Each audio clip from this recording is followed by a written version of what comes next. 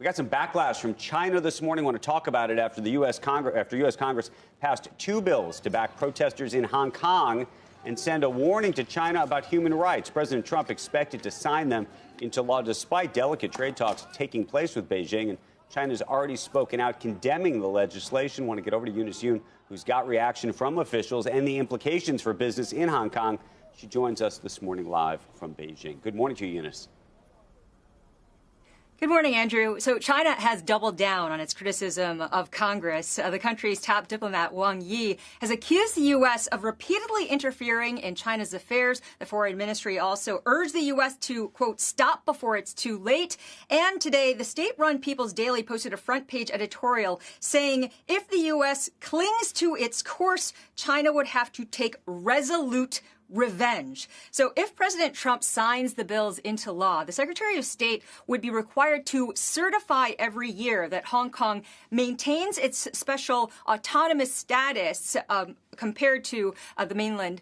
And if it does that, then it would be able to maintain its special trading privileges with the United States. Now, I spoke with the American Chamber of Commerce's head in Hong Kong about this, and she said that the move cracks the door open for a change in Hong Kong's special status. But for now, this is largely symbolic, because she was quick to point out that Hong Kong's relationship with the United States is still governed by another similar policy act. She did so, though, say that her members are concerned more about the impact that these bills could have on the trade negotiations and the overall U.S.-China business relationship. Now, on the trade front, there was one other development, a report out of the Wall Street Journal, which said that China's chief negotiator, Liu He, has invited his U.S. counterparts to Beijing for a fresh round of face-to-face negotiations, possibly before Thanksgiving.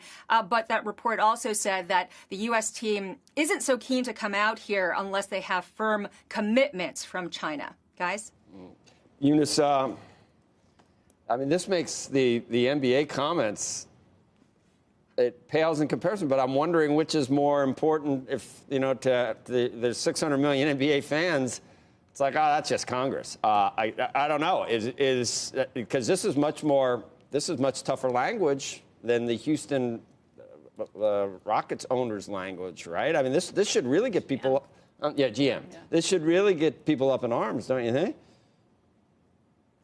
Well, when you talk about people, I'm guessing you mean people in the government. So Beijing was highly critical of it. It's really seen as a slap in the face, probably the strongest sign from officially, internationally, about the Hong Kong situation. So it's really seen as a big, strong sign of support for the Hong Kong protesters. And, you know, those same protesters are people who Beijing calls rioters and terrorists. So it's not going to bode well for the relationship.